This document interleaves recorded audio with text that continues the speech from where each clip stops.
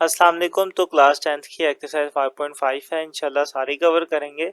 हर एक का जो टाइम कोड है वो डिस्क्रिप्शन में मौजूद होगा। आप जो सवाल देखना चाहते हैं डायरेक्टली वो भी देख सकते हैं। उसके अलावा इनके जो नोट्स बनेंगे जो अभी हम सोल्व करेंगे तो वो एज ए नोट्स आपको मिल सकते हैं। मैं उसका जो लिंक है इसी वीडियो के फर्स्ट कमेंट में पिन कर दूंगा। जैसे ही ये कंप्लीट हो जाएंगे तो वहां से आप पूरी बुक के नोट डाउनलोड कर पाएंगे। तो अब अपने लेक्चर को स्टार्ट करते हैं। तो आपके सामने पहला क्वेश्चन है, इसमें लिखा हुआ है कि अ train travels a distance of 240 kilometre at a uniform rate. क्या आपके पास एक ट्रेन है, मान लीजिए ये है वो ट्रेन आपकी, और उसने डिस्टेंस कवर किया यहाँ से लेकर यहाँ तक, और कितना किया 240 किलोमीटर, ये डिस्टेंस कवर किया। आगे वो कहते हैं इफ इट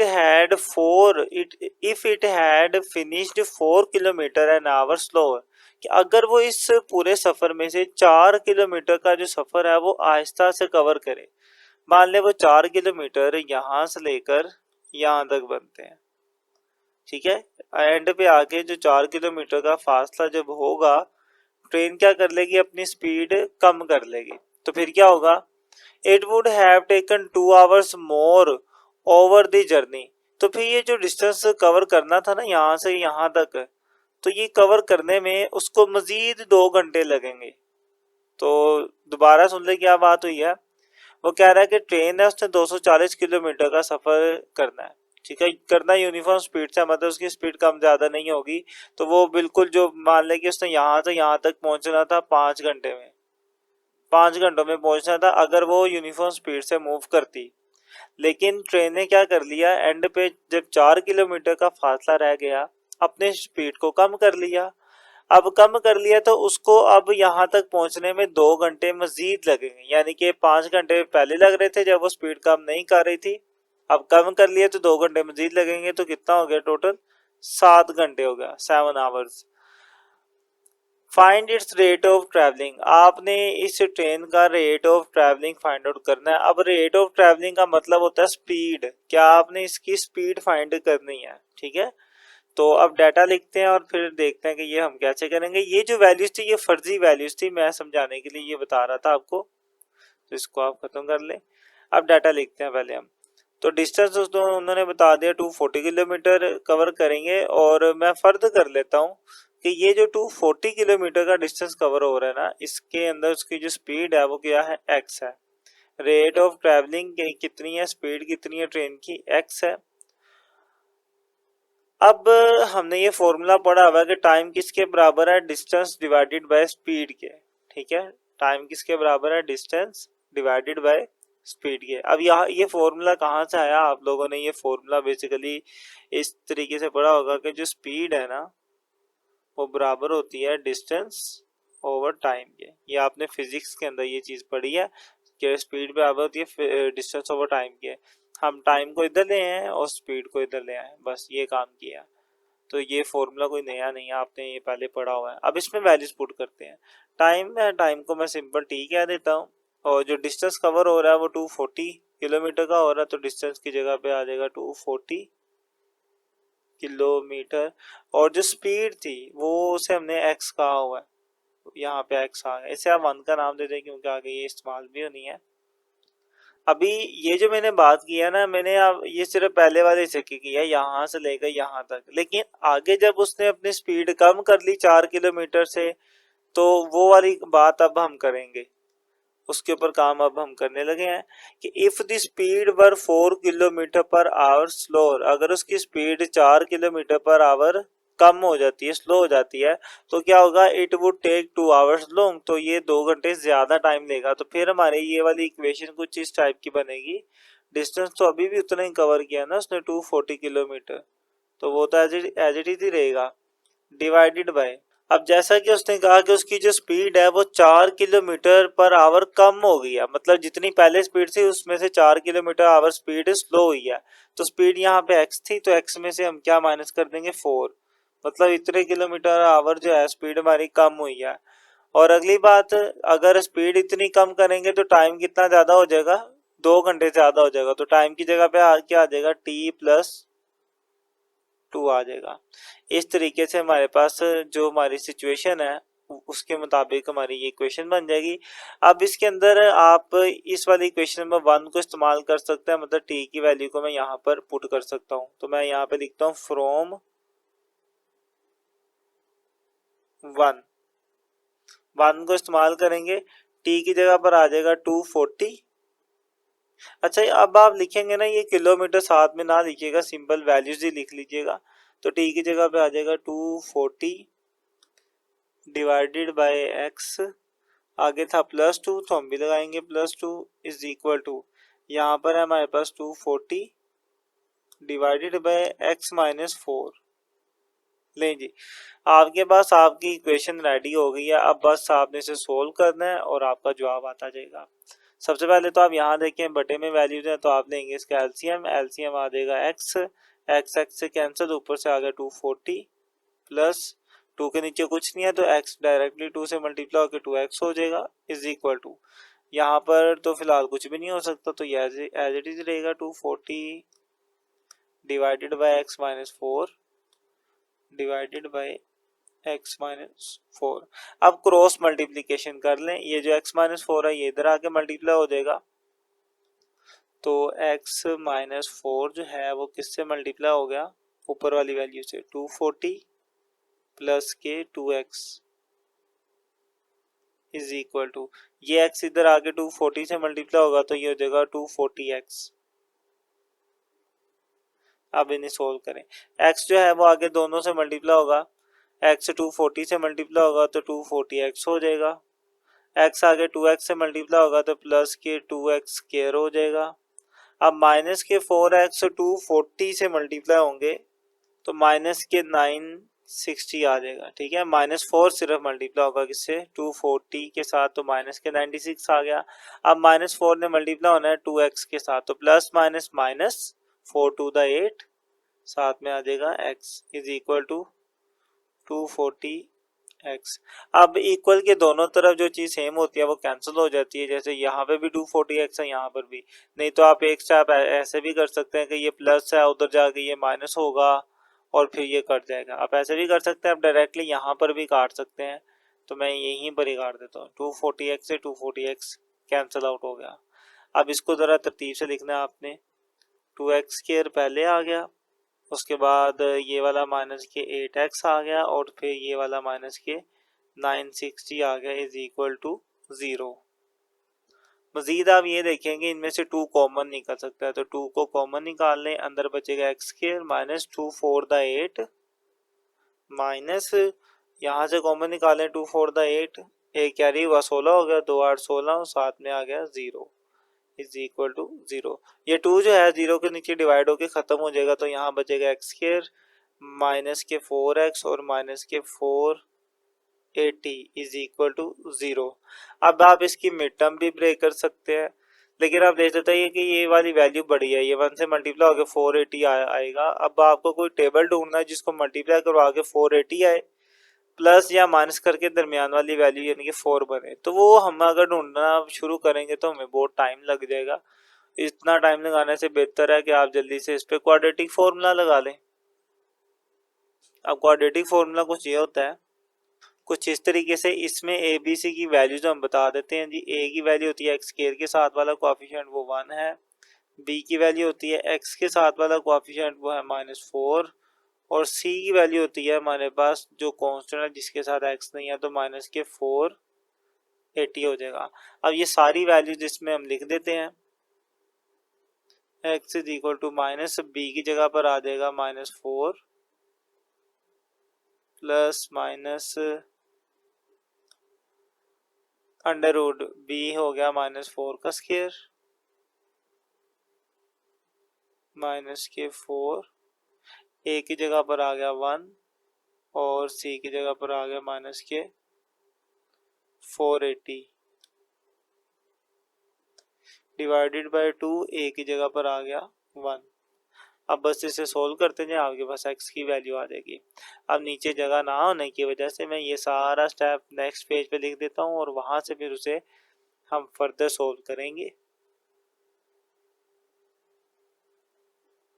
तो इसको यहाँ पे लिखते हैं फिर आगे इसे सोल्व करते हैं। नहीं जी, x is equal to minus से माइनस मल्टीप्लाई होकर हो जाएगा +4, तो यहाँ +4 आ गया, प्लस माइनस √4 का जो स्केयर है वो 16 होता है, 16 प्लस प्लस क्यों लगा रहा हूँ, माइनस माइनस मल्टीप्लाई होकर प्लस हो जाएगा, और इन दोनों का मल्टीप्लाई कराएंगे 4 और 480 को, तो आपके पास जवाब आ जाएगा 1920 डिवाइडेड बाय 2 आ जाएगा।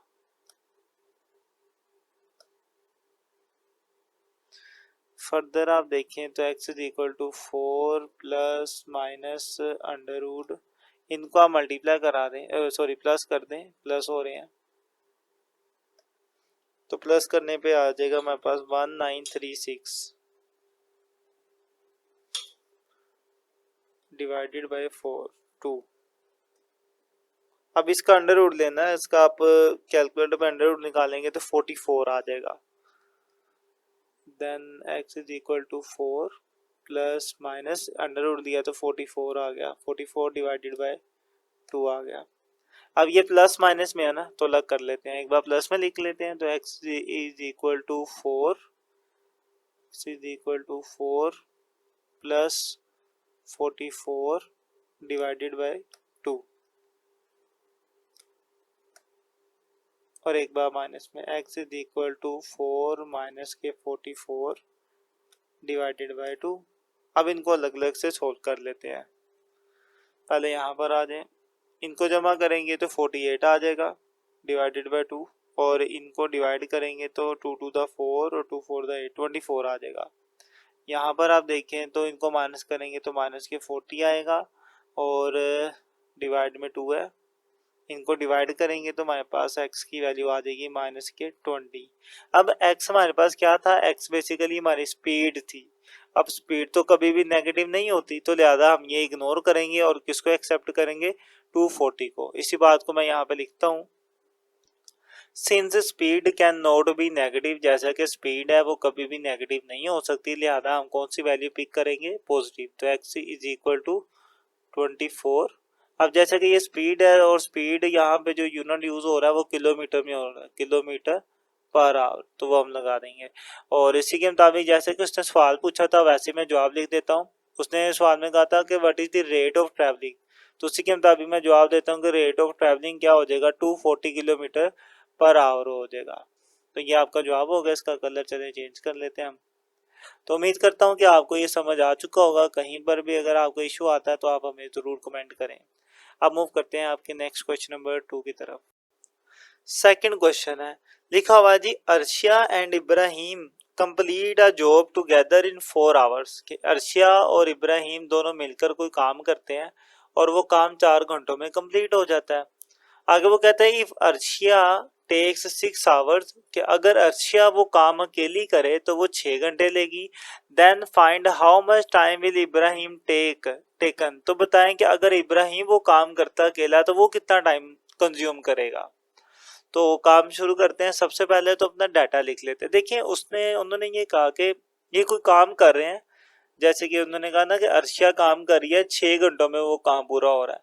तो ये जो होता है ना, टाइम के लिहाज से जब किसी चीज को हम डिफाइन करते हैं तो वो फिर उससे हम कहते हैं कि ये क्या रेट है उसका। मिसाल के तौर पर आपने स्पीड के बारे में पढ़ा होगा, स्पीड किसके बराबर होती है, डिस्टेंस डिवाइडेड बाय टाइम के।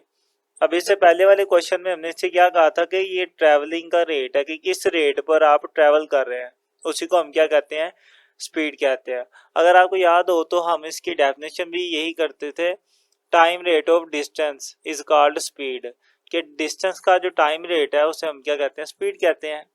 तो जब टाइम के लिहाज से किसी काम को किया जाता है तो उसके लिए फिर हम वर्ड यूज करते हैं रेट का। ठीक है, अब मैं वही बात लिखूंगा यहाँ पे कि अर्शिया वर्क रेट, के अर्शिया के काम करने का रेट क्या है। तो काम क्या हो रहा है, कोई एक काम हो रहा है जिसको 6 घंटों में किया जा रहा है। उसने कहा ना आज जॉब एक काम हो रहा है, तो मैं इसको यूं लिखूंगा कि एक काम हो रहा है, जो एक जॉब जो हो रही है वो कितने देर में हो रही है, 6 घंटों में कर रही है अर्शिया। मैं अभी सिर्फ अर्शिया की बात कर रहा हूँ। तो इसका आगे मैं क्या लिखूंगा कि रेट क्या हुआ, इसका यूनिट क्या हुआ, job per hour. Okay, job per hour मतलब एक जॉब अगर अर्शिया करती है तो वो कितने टाइम में करेगी, 6 घंटे में करेगी।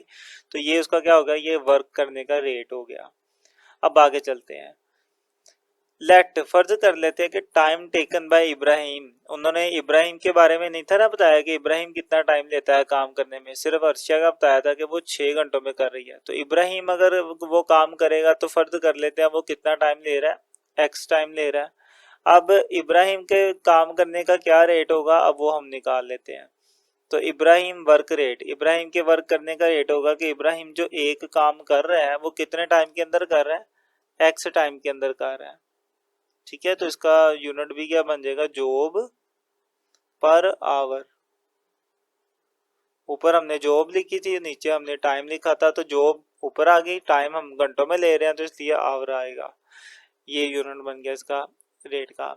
अच्छा जी, अब उन्होंने ये भी शुरू में बताया था कि अगर ये दोनों मिलकर काम करते हैं, कंबाइन काम करते हैं, तो फिर 4 घंटे लगेंगे। तो कंबाइन वर्क का भी रेट दिया हुआ है, वो भी अब लिख लेते हैं।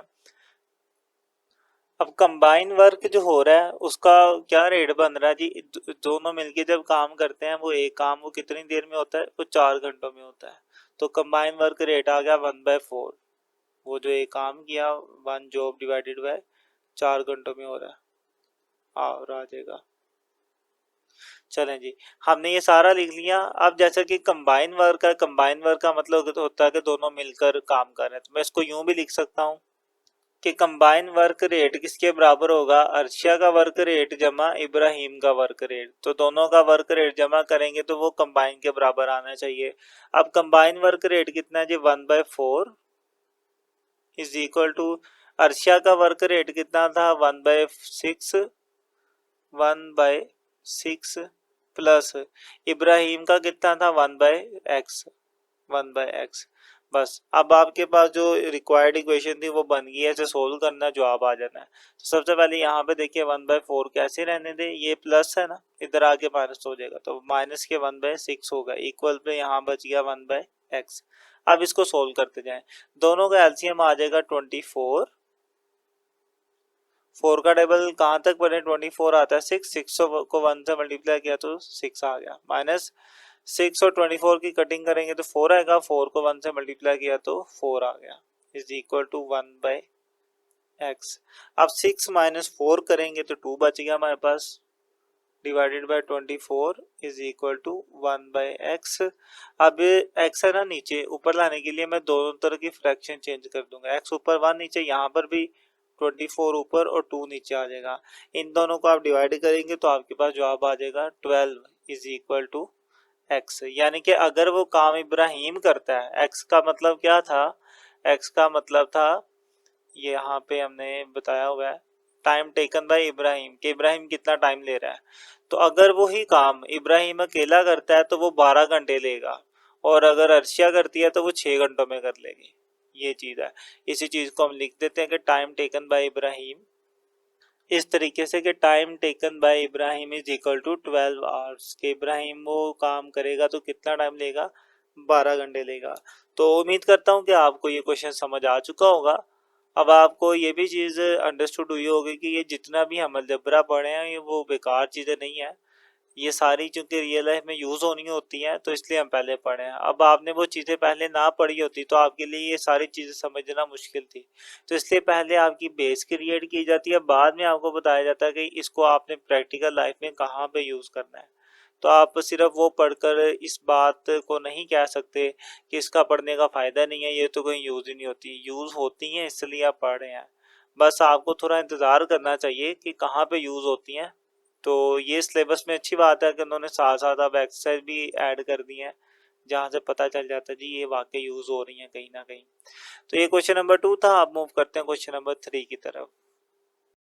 तीसरा सवाल है जी, इसमें लिखा हुआ है one pipe fill water in 5 hours, के एक पाइप है, मान ले कि कोई टैंक हम बना लेते हैं, ये एक टैंक है और इसको फिल किया जा रहा है किसी पाइप की मदद से। तो मान लें जी वो पाइप ये है, ये पाइप इसे फिल कर रहा है, इसमें से पानी आ रहा है, और ये इसको फिल करने में कितना टाइम ले रहा है, 5 घंटे ले रहा है, 5 आवर्स, 5 घंटे ले रहा है।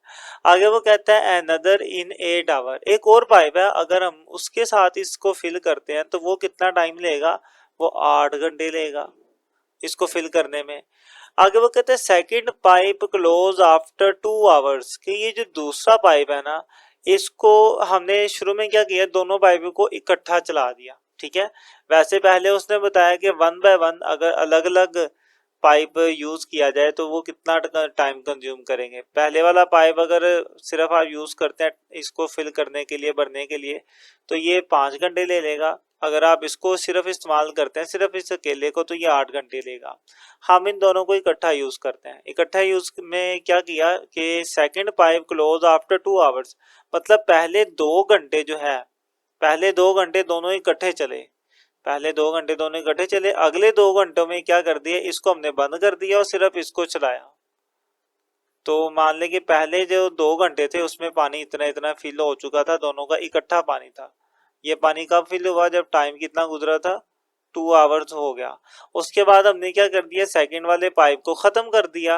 अब यहां से लेकर मजीद ऊपर पानी फिल करना है यहाँ तक, तो यहाँ तक पानी फिल करने में भी कितना टाइम लगेगा, ये अब हमारा सवाल है कि अब मजीद सेकंड पाइप को यहाँ से लेकर मान लें यहाँ तक टैंकी फिल करने में कितना टाइम लगेगा आपके फर्स्ट वाले पाइप को। टोटल टाइम कितना ये इस्तेमाल होगा, शुरू से लेकर एंड तक टोटल कितना टाइम इसको लगेगा ये सारा काम करने में। उसने कहा टोटल टाइम बताना है, सिर्फ ये टाइम नहीं बताना कि यहाँ से ऊपर पानी को मजीद भरने में कितना टाइम लगेगा, बल्कि आपको टोटल टाइम बताना है कि शुरू से लेकर एंड तक ये कितनी देर तक चलता रहेगा ये वाला पाइप। तो ठीक है, काम शुरू करते हैं। बहुत इंटरेस्टिंग सवाल है, पहले स्टेप बाय स्टेप करेंगे और बड़े ध्यान से आपने चीज़ों को समझना है। सबसे पहले उन्होंने बता दिया हमें रेट ऑफ फर्स्ट पाइप, पहले पाइप का रेट, ठीक है। तो पहले पाइप का जो रेट था वो था 5 घंटे, मतलब वो जो काम कर रहा है, एक काम हो रहा है कितनी देर में हो रहा है, 5 घंटों में हो रहा है। तो काम यानी कि वर्क डिवाइडेड बाय टाइम कर दें तो वो आपके पास रेट आ जाता है। और काम क्या हो रहा था, इस टैंक को फुल किया जा रहा था, तो इसको मैं यूं लिख देता हूं कि काम हो रहा था टैंक डिवाइडेड बाय आवर्स, घंटों में टैंक को फुल किया जा रहा है। चलें इसको थोड़ा सा हम साइड पे कर देते हैं ताकि ये हमारे क्वेश्चन की वैल्यूज के अंदर मर्ज ना हो। यहाँ पे चलें नेक्स्ट बात करते हैं हम second rate of second pipe, कि दूसरे पाइप का रेट क्या था इस वाले का। तो इसका रेट क्या है कि ये वाला, ये क्या कर रहा है, जो एक टैंक को फिल कर रहा है कितनी देर में करता है, 8 घंटे में करता है। टैंक डिवाइडेड बाय आवर्स, यहाँ पर भी टैंक आएगा।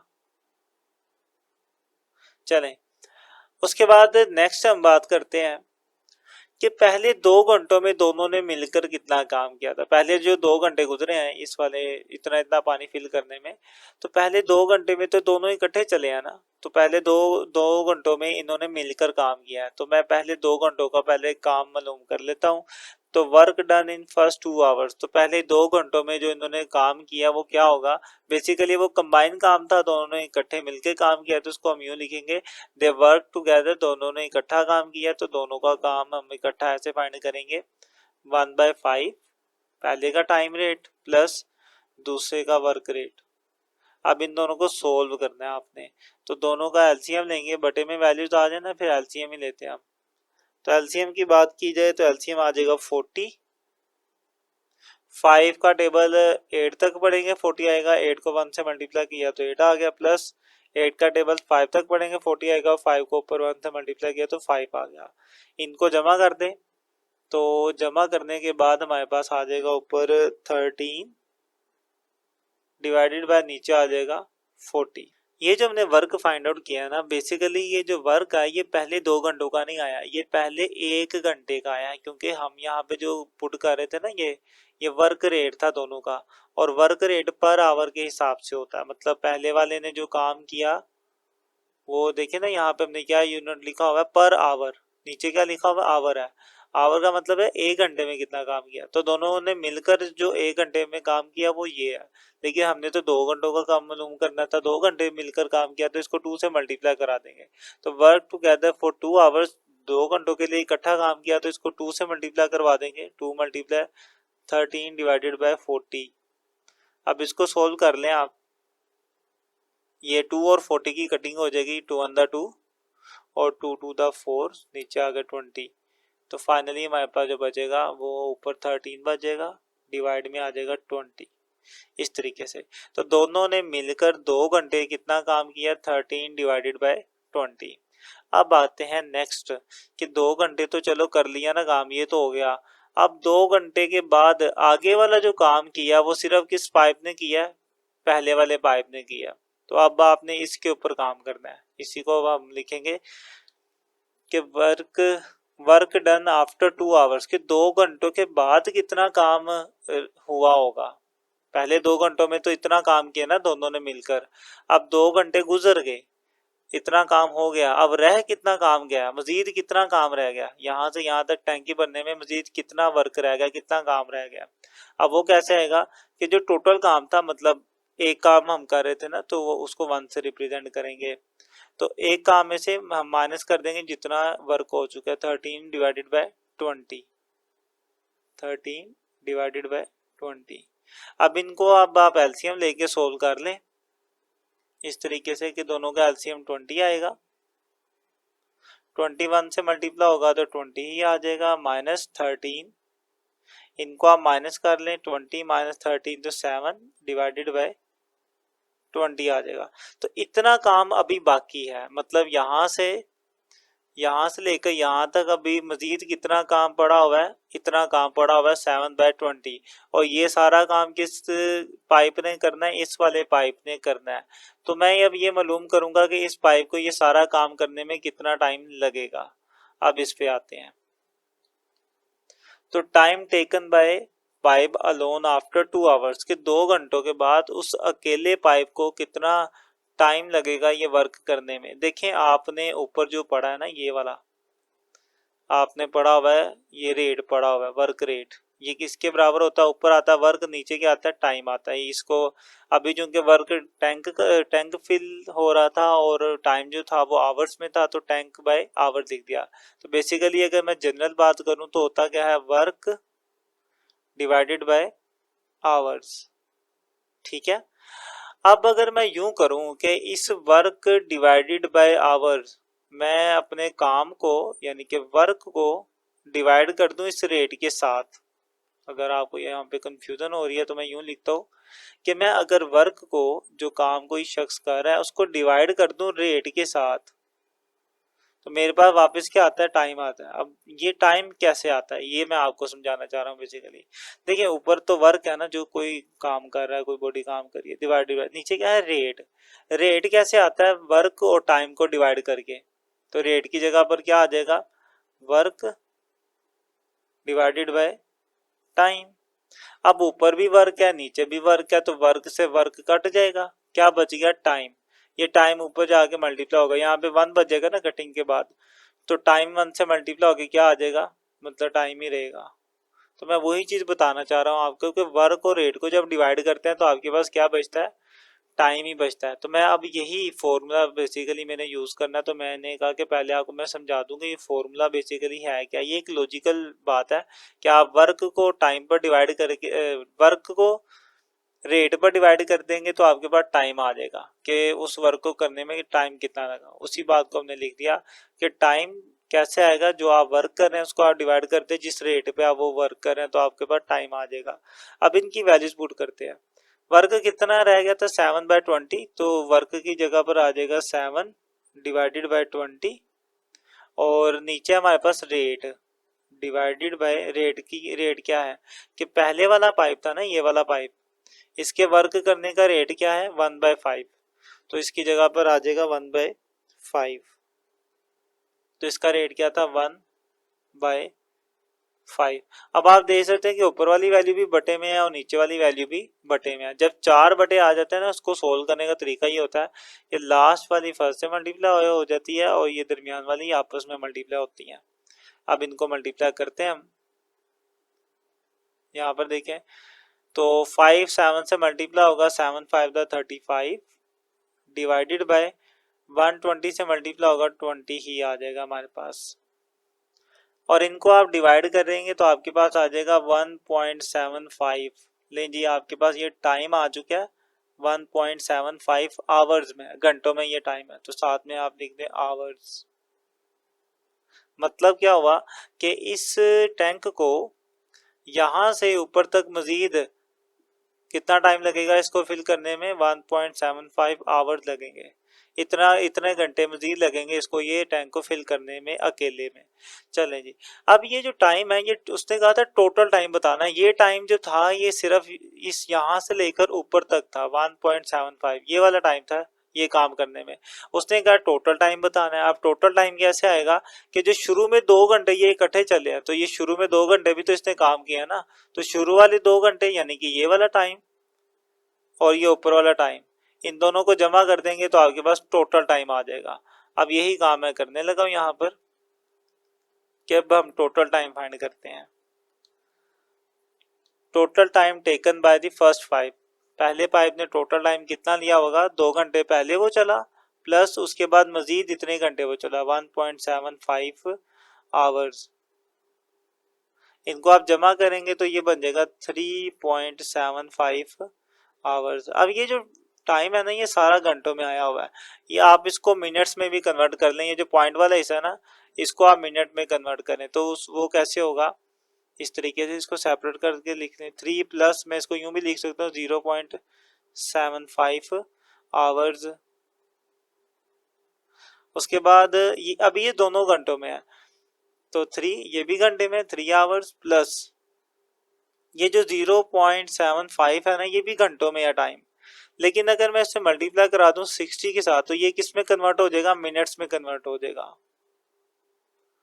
क्योंकि 1 घंटे में 60 मिनट होता है तो घंटे को 60 से मल्टीप्लाई करें तो मिनट्स में आ जाता है। तो इसको मैंने 60 से मल्टीप्लाई करवा दिया तो अब ये मिनट्स में कन्वर्ट हो चुका है। तो यहाँ पे तो 3 आवर्स ही है और जब ये दोनों आपस में मल्टीप्लाई होते हैं तो 45 आता है आपके पास, 45 मिनट आते हैं। तो टोटल टाइम उस पाइप को कितना लगेगा, 3 आवर्स और 45 मिनट्स लगेंगे। इसी बात को हम लिखते हैं कि हमें 3 घंटे 3 आवर्स और 45 मिनट लगेंगे काम किया उसने। टोटल जो टाइम है इतना इतने टाइम तक वो पाइप चला है। ठीक है, तो उम्मीद करता हूँ कि आपको ये समझ आ चुका होगा। इसमें काफ़ी चीज़ें ज़रा ध्यान से करने वाली हैं तो बड़े अच्छे से कीजिएगा। यहाँ तक आपका क्वेश्चन नंबर 3 था। कहीं पर अगर आपको इशू आता है तो आप इस वीडियो को दोबारा से सुने, वो स्टेप पीछे वाला दोबारा समझे जहाँ पर भी इशू आता है, इंशाल्लाह ये बहुत क्लियर आपको हो जाएगा। तो ये क्वेश्चन नंबर 3 था। मूव करते हैं क्वेश्चन नंबर 4 की तरफ।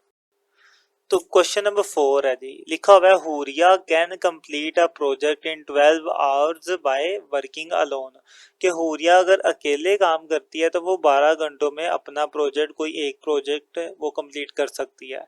इफ अब्दुल हादी जॉइन हर, अगर अब्दुल हादी भी उसके साथ मिलकर काम करता है, they finish it together in 5 hours, तो वो 5 घंटों में उसे कंप्लीट कर लेंगे। How long would it take Abdul Hadi to do the project alone. कि वो कह रहा है कि अगर अब्दुल हादी को अलग अकेले वो प्रोजेक्ट करना पड़े तो उसे कितना टाइम लगेगा। हुरिया अगर अकेले काम करती है तो 12 घंटे लेती है, अब्दुल हादी अगर अकेले काम करेगा तो वो कितने टाइम में वो प्रोजेक्ट कंप्लीट करेगा, ये सवाल है। तो पहले हम लिख लेते हैं। जैसा कि उन्होंने बताया कि हुरिया जो है वो 12 घंटों में अपना एक प्रोजेक्ट कंप्लीट करती है। तो ये बेसिकली क्या है, हुरिया का वर्क रेट है। हुरिया वर्क रेट हमारे पास क्या है कि वो एक प्रोजेक्ट जो है, वन प्रोजेक्ट कितनी देर में कर रही है, 12 घंटों में कर रही है। तो 1/12, तो यहाँ पे मैं इसका यूनिट क्या लिखूंगा, प्रोजेक्ट डिवाइडेड बाय आवर। कि वो एक प्रोजेक्ट और घंटे, घंटों के लिहाज से प्रोजेक्ट पे काम कर रही है तो एक प्रोजेक्ट वो कितने घंटों में कर रही है, 12 घंटों में कर रही है, तो वो उसका क्या हो जाएगा, वर्क रेट हो जाएगा हुरिया का। अब उन्होंने ये नहीं बताया कि अब्दुल हादी को कितना टाइम लगेगा प्रोजेक्ट कंप्लीट करने में, वो तो हमने मालूम करना है। उसे मैं फर्द कर लेता हूँ, let time taken by Abdul Hadi, के अब्दुल हादी को जो टाइम लगेगा वो एक्स है। अब मैं लिखता हूँ कि अब्दुल हादी का जो वर्क रेट है वो क्या होगा। तो अब्दुल हादी वर्क रेट, अब्दुल हादी का वर्क रेट ये होगा कि अब्दुल हादी जो एक काम कर रहा है, जो एक प्रोजेक्ट करेगा, उसे कितने टाइम के अंदर करेगा, हमने टाइम फर्ज किया हुआ एक्स, तो एक्स टाइम के अंदर करेगा। तो ये इसका क्या आ जाएगा, वर्क रेट आ जाएगा, यानी कि उसका यूनिट क्या बनेगा, प्रोजेक्ट ओवर आवर। चलें, उसके बाद उन्होंने बता दिया था पहली लाइन में कि अगर दोनों मिलकर इकट्ठा काम करते हैं तो 12 घंटे लगेंगे। तो कंबाइन इन दोनों के मिलकर काम करने का जो वर्क रेट है वो हम लिखते हैं।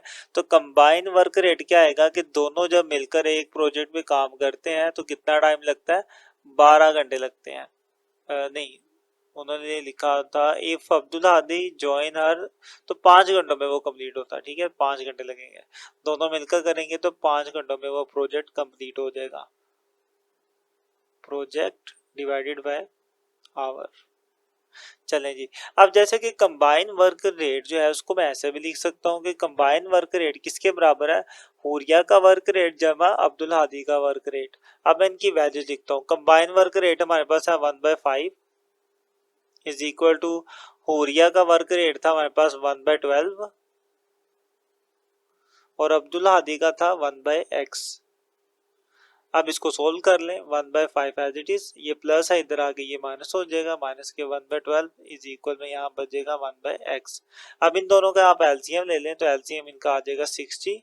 5 का टेबल 12 तक पढ़े 60 आता है, 12 को 1 से मल्टीप्लाई किया तो 12 आ गया, माइनस 12 का टेबल 5 तक पढ़ेंगे 60 आएगा, 5 बनता 5 आ जाएगा इज इक्वल टू 1/x। अब 5 माइनस 12 करेंगे तो आपके पास 7 आएगा divided by 60 equal to 1/x। अब x को ऊपर लाना हमने तो फ्रैक्शन चेंज करते हैं, x ऊपर 1 नीचे, यहाँ से 60 ऊपर और 7 नीचे। आप इन दोनों को डिवाइड करते हैं, 60 और 7 को डिवाइड करेंगे तो 8.57 आ जाएगा इज इक्वल टू x। इतने घंटे लगेंगे लेकिन हम इसको मिनट्स में कन्वर्ट करते हैं। मैं इसको यूं लिखता हूँ, चलें ऐसे लिख लेते हैं कि जो टाइम लगेगा वो कितना लगेगा अब्दुल हादी को, 8.57 आवर्स, इतने घंटे लगेंगे। आप इसको मिनट्स में भी कन्वर्ट कर सकते हैं और मैं ऐसे ही करूंगा कि इसको मिनट में कन्वर्ट करके लिखता हूँ यहाँ पर। उसके लिए इसको सेपरेट करता हूँ मैं इस तरीके से, 8 ऐसी 8 आवर्स प्लस ये जो एंड वाला पॉइंट वाला इसे मैं अलग करता था 0.57 आवर्स, इनको अलग कर लिया। अगर मैं इसको 60 से मल्टीप्लाई करता हूँ तो ये मिनट्स में कन्वर्ट हो जाएगा, प्लस 0.57 ये है ना आवर्स, इसको मैं 60 से मल्टीप्लाई करता हूँ तो ये मिनट्स में कन्वर्ट हो जाएगा। तो यहाँ पे अब हम लिखेंगे मिनट, तो 8 आवर्स। अब इनको जब आप मल्टीप्लाई कर देते हैं तो आपके पास आता है 34 मिनट। तो अब्दुल हादी को कितना टाइम लगेगा, इतना टाइम लगेगा अपना प्रोजेक्ट कंप्लीट करने के लिए। इसी बात को मैं यहाँ पे लिख देता हूँ कि time taken by Abdul Hadi 8 hours and 34 minutes. ले जी, उम्मीद है कि आप समझ चुके होंगे। यहाँ तक आपका क्वेश्चन नंबर 4 कंप्लीट है। मूव करते हैं क्वेश्चन नंबर 5 की तरफ। क्वेश्चन नंबर 5, इसमें लिखा हुआ है 2 cars start from opposite towns, मतलब 2 कारें हैं जो कि ऑपोजिट टाउन्स से निकली हैं, मतलब कह ले कि मुखालिफ सिमत से निकली हैं। किसी और इलाके में थी, दूसरी कार किसी और इलाके में थी। तो एक कार ये है हमारी और एक कार ये है, दोनों ऑपोजिट डायरेक्शन में जा रही है, मतलब ये इस तरफ आ रही है और ये भी इसकी तरफ आ रही है। आगे वो कहता है towards each other the distance between them is 240 kilometre. इन दोनों के बीच में जो फासला है, जो डिस्टेंस है वो 240 किलोमीटर है, 240 kilometre. One travel eight x, पहले की जो स्पीड है वो एक्स है और एंड द अदर, और दूसरे की जो स्पीड है वो है एक्स प्लस 10, इसकी स्पीड है जी एक्स प्लस 10। इस तरीके से दे मीट आफ्टर 2 आवर्स, दोनों एक ही पॉइंट पे मिल जाते हैं, कितनी देर बाद, 2 घंटों बाद। तो टाइम कितना दे दिया, 2 आवर्स दे दिया। Find the speed of each car, आपने हर एक कार की स्पीड फाइंड आउट करनी है। तो पहले तो डाटा लिख लेते हैं। उन्होंने हमें बता दिया था कि डिस्टेंस बिटवीन 2 सिटीज, 2 सिटीज के बीच में डिस्टेंस कितना, 240 किलोमीटर, वो हमने लिख लिया। उसके बाद टाइम कितना लगेगा, जब वो मिलेंगे 2 घंटे लगा। उसके बाद मतलब ये डिस्टेंस कवर करने में 2 घंटे लेगा ना, एक ही बात है, यहाँ से ये आई वहां से ये आई, कुछ डिस्टेंस इसने कवर किया कुछ इसने किया और टाइम कितना लग गया, 2 घंटे लग गए। उसके बाद स्पीड ऑफ फर्स्ट कार, पहली कार की जो स्पीड थी वो थी x किलोमीटर, वो हमने लिख ली। स्पीड ऑफ सेकंड कार, दूसरी कार की जो स्पीड थी वो थी x plus 10 kilometre per our, वो भी हमने लिख ली। अब मैं इन दोनों की कंबाइन स्पीड अगर फाइंड करूं, वो कैसे आएगी, दोनों की स्पीड जमा करके, क्योंकि एट दी एंड क्या हुआ है, डिस्टेंस कवर हुआ है और दोनों की स्पीड को मिलाकर डिस्टेंस कवर हुआ है ना 2 घंटों के अंदर। तो कंबाइन स्पीड कैसे आएगी कि इन दोनों की स्पीड को मैं जमा कर दूंगा तो कंबाइन स्पीड आ जाएगी। मैं वही करता हूँ कि टोटल स्पीड मेरे पास कितनी हुई, पहले की स्पीड थी x प्लस दूसरे की स्पीड थी x प्लस 10। अब इसको बस सोल्व कर लें आप, ब्रैकेट ओपन करें, x प्लस 10 जमा करेंगे तो 2x प्लस 10 हो जाएगा। ये टोटल स्पीड है, मतलब ये जो डिस्टेंस कवर हो रहा है, टोटल कितनी स्पीड इस्तेमाल हुई है ये डिस्टेंस कवर करने में, इतनी स्पीड इस्तेमाल हुई है। ठीक है, कुछ स्पीड इसकी थी और कुछ इसकी थी, दोनों की स्पीड को जमा किया तो टोटल स्पीड आ गई। इस स्पीड के साथ ये डिस्टेंस क्या हो रहा है, कवर हो रहा है।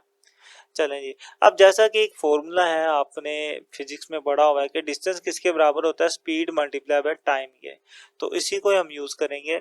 डिस्टेंस जो है वो उन्होंने बता दिया, वो 240 किलोमीटर था, तो इसकी जगह पर आ गया 240 किलोमीटर। साथ में मत लिखे, यूनिट ना लिखा करें, सिर्फ वैल्यूज पुट किया करें, यूनिट एंड पे लिख दिया करें जवाब में।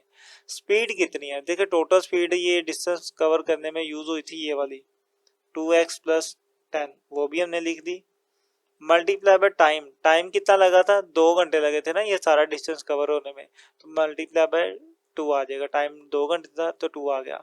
अब इसको बस सोल्व कर लें, तो 240 इज इक्वल टू 2 आगे 2x से मल्टीप्लाई होगा तो 8x हो 4x हो जाएगा, 2 टू द 4x प्लस 2 10 से मल्टीप्लाई होगा तो 20 हो जाएगा। अब 20 इधर आगे माइनस हो जाएगा, 240 माइनस 20 इज इक्वल 4x, इनको माइनस करेंगे तो 220 आ जाएगा, 4x 4 मल्टीप्लाई इधर आके डिवाइड हो जाएगा और इनको डिवाइड करेंगे तो 55 आ जाएगा। इस तरीके से आपके पास आ गए x की वैल्यू। अब इसी x की वैल्यू से हम अपनी फर्स्ट कार और सेकंड कार दोनों की स्पीड कैलकुलेट कर सकते हैं।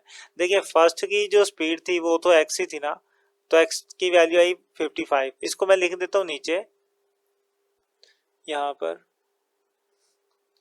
इस तरीके से, स्पीड ऑफ फर्स्ट कार की स्पीड को हमने x कहा हुआ था और उसकी वैल्यू कितनी है 55, तो लिहाजा पहले की स्पीड कितनी हो जाएगी 55 किलोमीटर पर आवर। ठीक है, और सेकंड कार की जो स्पीड थी वो थी x प्लस 10, तो वो क्या हो जाएगी, x की जगह पर आ गया 55, आ गया जी प्लस 10, इनको जमा करेंगे तो 65 आ जाएगा, 65 साथ में यूनिट आ गया किलोमीटर पर आवर।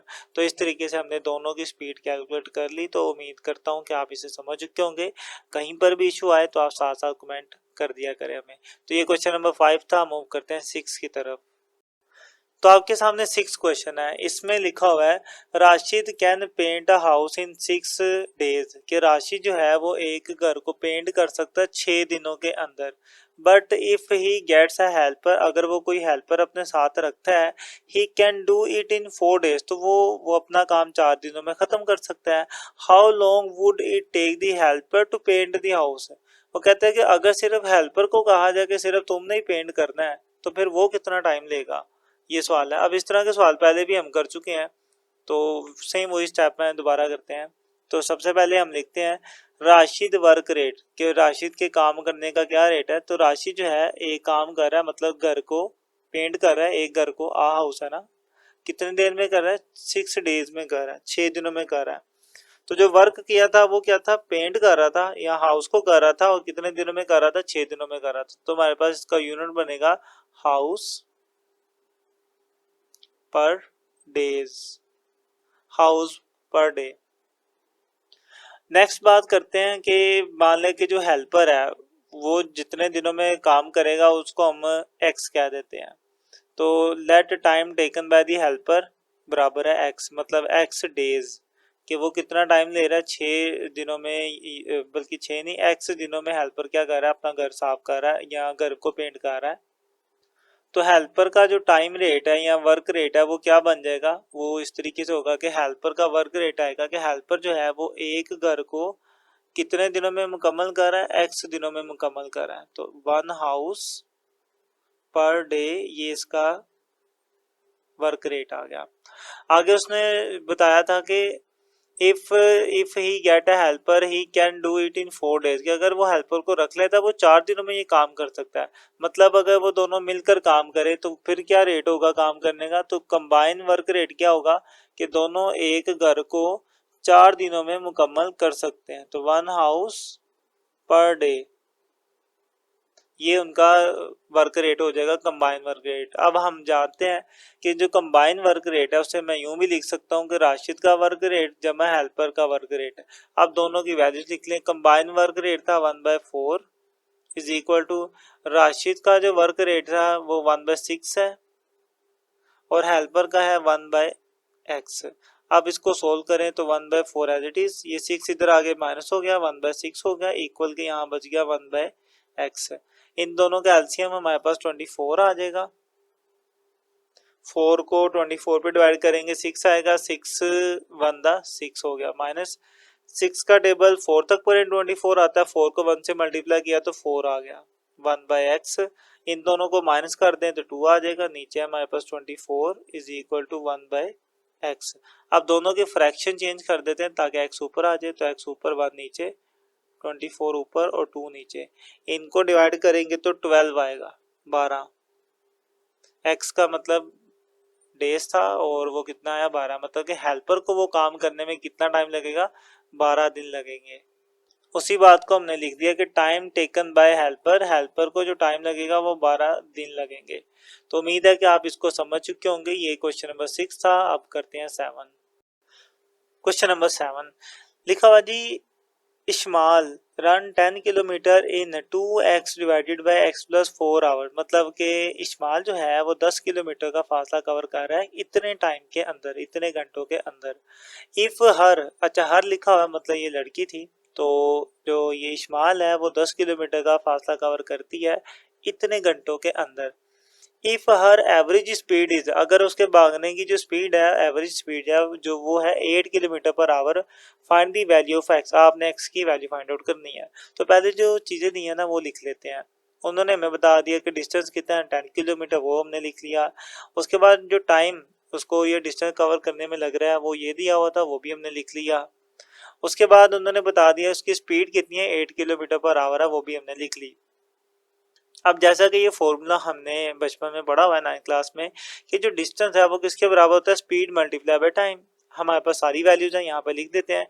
डिस्टेंस है 10 किलोमीटर, तो डिस्टेंस की जगह पे 10 आ गया, इज इक्वल टू स्पीड दी हुई थी 8, तो यहाँ पर 8 आ गया, मल्टीप्लाई टाइम की बात की जाए तो वो ये दिया हुआ है, इसको यहाँ से उठा के लिख लेते हैं।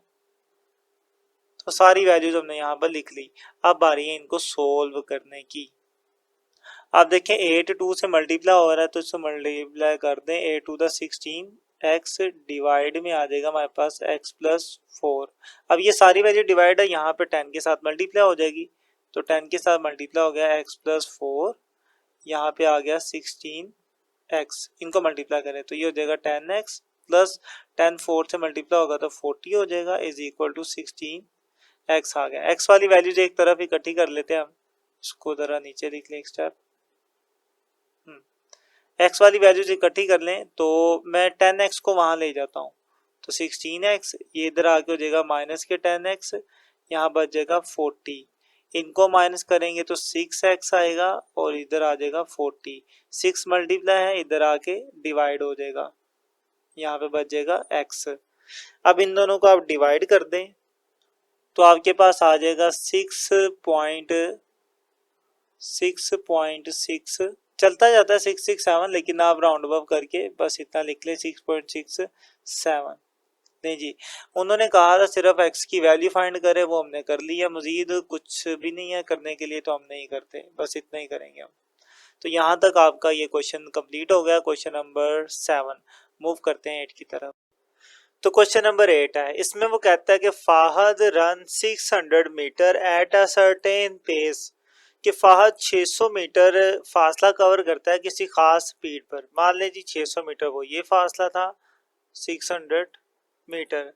अब इस फासले के दौरान उसकी कोई ना कोई स्पीड थी, हम उस स्पीड को v कह देते हैं। उसके बाद आगे लिखा हुआ है देन डबलिंग हिज पेस, और फिर उसने अपनी स्पीड को डबल कर लिया एंड डज अनदर 600 मीटर, और फिर मजीद 600 मीटर का ही डिस्टेंस कवर किया, लेकिन अपनी स्पीड पहले से क्या कर ली, डबल कर ली। 600 मीटर का ही डिस्टेंस कवर किया, लेकिन अब स्पीड पहले से डबल कर ली। तो पहले वाली स्पीड को v कह दिया, तो अब डबल कर लिया तो उसे 2v कह देते हैं हम। आगे कहता है if he took 1/2 to cover the distance 1200 meter, अगर वो इतना डिस्टेंस कवर करने में, अब यहाँ पे उसने ना बताया नहीं है कि ये मिनट्स के अंदर है, सेकंड्स के अंदर है या आवर्स के अंदर है, तो आप खुद ही लॉजिकल देख ले कि 1200 मीटर का जो फासला है वो 2 सेकंड के अंदर तो नहीं कवर हो सकता ना, और 2 घंटे तो बहुत ज्यादा टाइम है। तो ये फिर कौन सा टाइम दिया हुआ, बेसिकली मिनट दिए हुए हैं, 2 मिनट, और आगे 1/2 का मतलब है आधा मिनट, तो आधा मिनट 60 सेकंड होते हैं तकरीबन। तो 2 मिनट और 60 सेकंड के अंदर उसने ये किया, आधा मिनट में 30 सेकंड होंगे, तो 2 मिनट और 30 सेकंड के अंदर उन्होंने 1200 मीटर का डिस्टेंस कवर किया है। आगे वो कहता है find the pace started at, आपने बताना है कि उसकी स्पीड कितनी थी शुरू में, इन मीटर्स पर सेकंड, मीटर पर सेकंड में आपने उनकी स्पीड को बताना है। काम शुरू करते हैं। सबसे पहले हम डाटा लिख लेते हैं। उन्होंने कहा था जी फर्स्ट डिस्टेंस दिया हुआ था 600 मीटर, वो लिख लिया, और इस डिस्टेंस के दौरान जो स्पीड थी वो v थी, वो भी हमने लिख ली। स्पीड ड्यूरिंग s1 वो है v। उसके बाद सेकंड डिस्टेंस वो भी 600 मीटर था, तो सेकंड डिस्टेंस s2 कह दिया, वो भी 600 मीटर है, और इस दौरान जो स्पीड थी वो 2v थी, तो स्पीड ड्यूरिंग s2 वो कितनी थी, 2v थी। उसके बाद जो टोटल टाइम लगा उसको वो 1/2 मिनट इतना टाइम लगा था, मिनट लिख देते हैं। इसका मतलब आपको पता है क्या है, इसको आप यूं भी लिख सकते हैं 2.5 मिनट। अब आपको यहाँ पे देखिए उसने कहा कि आपने स्पीड किस में बतानी है, मीटर पर सेकंड, सेकंड का लफ्ज आ रहा है, मतलब कि टाइम मुझे सेकंड में फिर लेना चाहिए, तो मैं इसको यहीं पर ही सेकंड्स के अंदर कन्वर्ट कर लेता हूँ। उसके लिए मैं क्या करूँगा, 2.5 को मल्टीप्लाई कर दूंगा 60 के साथ, मिनट है ना, 1 मिनट में 60 सेकंड होते हैं, तो इसको मैं मल्टीप्लाई कराऊंगा तो ये सेकंड में कन्वर्ट हो जाएगा, और वो आ जाएगा 150 सेकंड। ये काम हो गया। अब चलते हैं नेक्स्ट। जैसा कि आपने पढ़ा हुआ है कि जो हमारे पास टाइम होता है वो किसके बराबर है, डिस्टेंस डिवाइडेड बाय स्पीड के बराबर होता है। हमने इसी फॉर्मूले को यूज करके आगे बहुत कुछ करना है, इसको जरा नीचे लिख लेते हैं, इसको उठाते हैं और नीचे ले आते हैं यहाँ पे करके।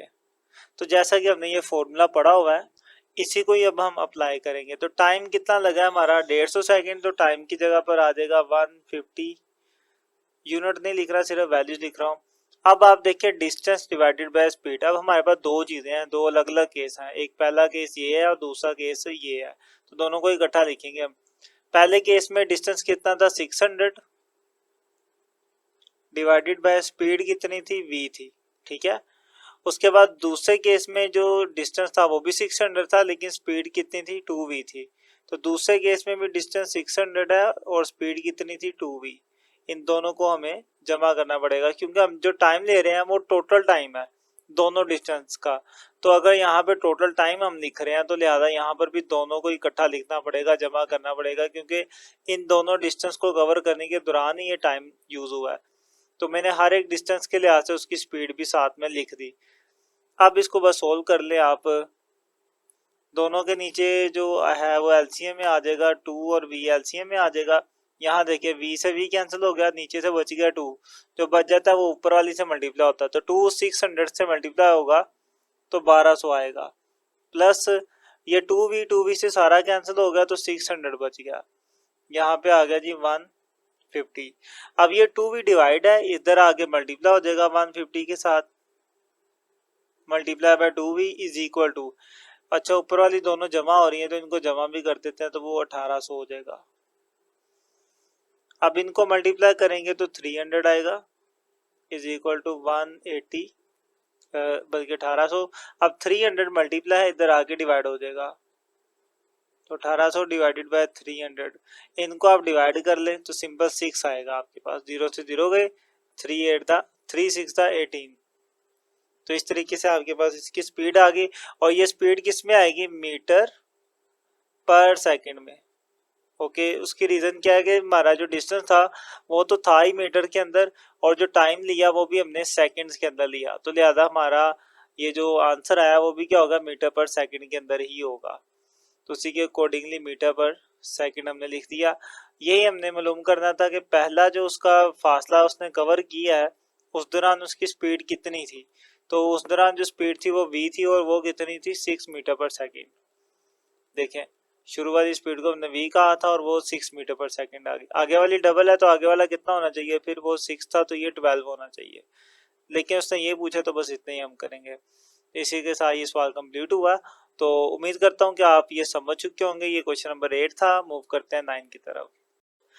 तो क्वेश्चन नंबर 9 है जी, इसमें लिखा हुआ जी, a cyclist travel 30 kilometre at a certain speed. कि कोई साइकिलिस्ट है वो साइकिल चला रहा है 30 किलोमीटर की स्पीड से। ठीक है, तो मान लीजिए हमारे पास जो साइकिलिस्ट है वो ये है, फिलहाल चौरस किस्म का ही है। तो ये मूव कर रहा है 30 किलोमीटर पर आवर की स्पीड से, नहीं 30 किलोमीटर का उसने डिस्टेंस कवर किया है और किसी स्पीड के साथ किया, बस ये नहीं बताया क्या स्पीड थी। तो जो डिस्टेंस था वो था हमारे पास 30 किलोमीटर, और इस दौरान जो स्पीड थी वो उसने नहीं बताई, तो उसे हम सिंपल वी कह देते हैं।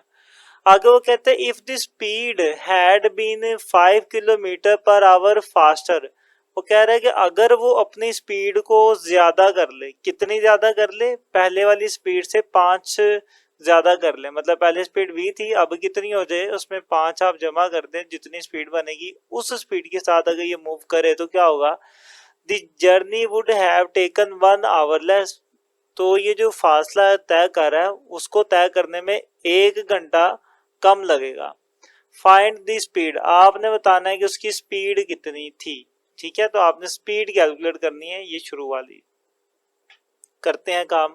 सबसे पहले हम डाटा लिख लेते हैं। तो जैसा कि उसने बता दिया कि डिस्टेंस कितना कवर हो रहा है, 30 किलोमीटर लिख लिया। उसके बाद शुरू में उसकी जो सर्टेन स्पीड है, ये 30 किलोमीटर कवर करते हुए ये बताई तो नहीं उसने कि स्पीड कितनी है, तो उसे हम सिंपल वी कह देंगे। तो सर्टेन स्पीड कितनी है, वी, मतलब कुछ स्पीड के साथ वो मूव कर रहा है, उसे हमने वी कह दिया। किलोमीटर पर आवर साथ में ये स्पीड का यूनिट आया हुआ है। उसके बाद नेक्स्ट बात की जाए तो इंक्रीज स्पीड कितनी थी, ये v+5 पहले थे, उसने 5 kilometre per our Majeed speed ज्यादा कर ली तो वो ये बन जाएगा। आगे चलते हैं जी। सबसे पहले टाइम हम कैलकुलेट करेंगे। कौन सा time, time during certain speed, कि जब उसकी स्पीड v थी तो तब कितना टाइम लगा होगा उसे ये डिस्टेंस कवर करने में।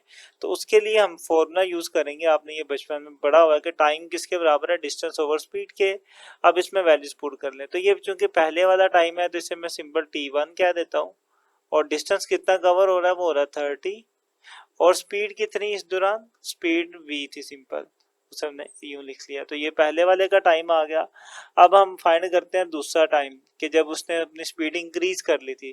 तो time taken during increase speed, जब स्पीड इंक्रीज कर ली तब क्या टाइम होगा। तो फॉर्मूला तो वही रहेगा टाइम का जो पहले था। तो टी की जगह पे मैं लिख देता हूँ t2, सेकेंड टाइम है ना इसलिए। अब डिस्टेंस अभी भी उतना ही कवर किया जितना उसने पहले किया था 30, तो डिस्टेंस की जगह पे 30 ही आएगा। अब बात करते हैं स्पीड की। स्पीड अब इंक्रीज हो गई थी इस केस में, कितनी होगी, v+5 हो गई थी। तो v+5 ये हमारे पास स्पीड थी, जब उसका मतलब उसने स्पीड ज्यादा कर ली तो फिर इतनी हो गई। अब जैसा कि उसने गिवन कंडीशन खुद दी हुई है कि अगर वो स्पीड इंक्रीज कर लेता तो टाइम के अंदर कितना फर्क आ जाएगा, 1 घंटे का फर्क आ जाएगा। ठीक है, तो मतलब अगर मैं इन दोनों टाइमों को माइनस करता हूं तो किसके बराबर आना चाहिए, 1 के बराबर आना चाहिए। तो डिफरेंस बिटवीन 2 टाइम्स इज 1, मतलब अगर टाइम 1 है उसमें से मैं माइनस करूं टाइम 2 को, तो मेरे पास टोटल क्या बचना चाहिए, 1 आना चाहिए, क्योंकि दोनों वक्तों के बीच में फर्क कितना है, 1 घंटे का। इनकी वैल्यूज पुट करते हैं। t1 है 30/v, 30 divided by v, minus t2 है हमारे पास 30 डिवाइडेड बाय v+2, इतने v+5 है, इज इक्वल टू 1। अब बस आपने इस पर इसे सोल्व करना है। सिंपल कैसे करेंगे, सबसे पहले तो हम इनका लेंगे एलसीएम। इसके बटे में v है और इसके बटे में v+5 है, तो दोनों आ जाएंगे एलसीएम के अंदर। v से v कैंसिल हो गया, नीचे से बचा v+5 और ऊपर से 30, और ये आपस में मल्टीप्लाई हो जाएंगे। तो 30 मल्टीप्लाई होगा v+5 के साथ, ये माइनस है, इधर भी माइनस आएगा। v प्लस फाइव कैंसिल हो गया, ऊपर बचा 30, 30 से मल्टीप्लाई होगा ये वाला v, ऊपर आ गया 30 और नीचे से आ गया v इज इक्वल टू 1। अब यहाँ पर ये जो वैल्यू है ये डिवाइड हो रही है, इक्वल के इधर आके ये मल्टीप्लाई हो जाएगी। ऊपर देखिए, ऊपर वाली वैल्यू को भी मल्टीप्लाई करते, 30v से मल्टीप्लाई होगा तो 30v हो जाएगा, प्लस 35 से मल्टीप्लाई होगा तो 150 आ जाएगा, 150, माइनस के ये वाला 30v as it is equal to, ये डिवाइड था इधर आके मल्टीप्लाई होगा 1 के साथ, तो वापस वही चीज आ जाएगी। इधर आप देखें कि एक वैल्यू प्लस में है एक माइनस में है, तो ये तो कट जाएंगे आपस में, तो यहाँ पे तो सिंपल बच गया हमारे पास 150 is equal to 150 is equal to, यहाँ पे v को मल्टीप्लाई करें तो v से मल्टीप्लाई हो गया v स्क्वायर हो गया, प्लस v5 से मल्टीप्लाई हो गया 5v हो गया। अब ये जो 150 है ना, इधर प्लस है उधर जाके ये माइनस हो जाएगा, तो सिंपल बनेगा हमारे पास v स्क्वायर प्लस के 5v और माइनस के 150। अब ये इधर आया था ना, तो यहाँ क्या बच जाएगा 0। आप इस 0 को यहाँ भी लिख सकते हैं और यहाँ पर भी लिख सकते हैं, तो मैं यहीं पर ही लिखूंगा। अब बारी है इसकी मिड टर्म ब्रेक करने की। तो देखें, अगर मैं 10 को या 15 को मल्टीप्लाई करता हूँ 10 के साथ तो 150 आएगा, और इन दोनों को माइनस करके 5 भी आ जाएगा, तो लिहाजा अपनी मिड टर्म को मैं इसी के मुताबिक ही ब्रेक करूंगा। तो पहले v square as it is रहेगा, यहाँ पे 15 तो हम भी लगाएंगे प्लस के 15v, फिर आगे 10 है तो माइनस के 10v आएगा, माइनस करूंगा तो प्लस माइनस हो गए 5 बचेगा ना, ऊपर से माइनस के 50 आ गया इक्वल टू 0। यहाँ से आप देखें तो कॉमन आ जाएगा v हमारे पास, अंदर बच गया v प्लस 15 बच गया, और इन दोनों में से माइनस के 10 आएगा कॉमन, अंदर बच गया v प्लस 15, ठीक है, इज इक्वल टू 0। नीचे में जी जगह नहीं है तो मैं अगला काम इस नेक्स्ट पेज पे करता हूँ, उसी वैल्यूज को लिख लेते हैं, यहाँ पर ये लिख लिया हमने। अब इससे आगे करते हैं हम। अब ये v और ये माइनस 10 इकट्ठा हो गए, एक फैक्टर बन जाएगा हमारे पास, और v प्लस 15 मिलकर एक फैक्टर बन जाएगा इज इक्वल टू 0। दोनों 0 के इक्वल है तो v माइनस 10 भी 0 के इक्वल लिख देते हैं, और ये जो था v प्लस के 15 इसे भी 0 के बराबर कर देते हैं। ये माइनस 10 था वहां जाके प्लस 10 हो जाएगा, और ये प्लस के 15 था वहां जाके माइनस के 15 हो जाएगा। तो एक वेलोसिटी की वैल्यू हमारे पास आई है 10 और एक आई है माइनस के 15। अब वेलोसिटी जो है वो कभी नेगेटिव नहीं हो सकती, तो लिहाजा ये तो हम कर देंगे इग्नोर। तो कौन सी बची, ये वाली। इसी बात को मैं नीचे लिख देता हूँ, speed should be positive, velocity भी कह सकते हैं लेकिन बुक में स्पीड का वर्ड यूज हुआ है तो हम स्पीड पे रहेंगे कि स्पीड शुड बी पॉजिटिव, कि स्पीड जो है वो पॉजिटिव ही होती है। तो लिहाजा मैं कह सकता हूँ कि मैं ये नेगेटिव को इग्नोर कर रहा हूँ, सिर्फ ये प्लस वाली लूंगा तो वो 10 आ जाएगा, 10 किलोमीटर पर आवर, साथ में इसका यूनिट आ गया। इसी के साथ आपका ये क्वेश्चन भी कंप्लीट हुआ, उम्मीद है आप समझे होंगे, और आपकी ये पूरी एक्सरसाइज भी कंप्लीट हो गई। अगर आपको कहीं पर भी इशू आता है आप ज़रूर कमेंट करें। बाकी रही बात इन नोट्सों की, इसका लिंक इंशाल्लाह आपको इस वीडियो के कमेंट में मैं पिन कर दूंगा जैसे ही मेरा काम कंप्लीट हो जाएगा। मिलते हैं इंशाल्लाह नेक्स्ट वीडियो में, तब तक के लिए अल्लाह हाफिज़।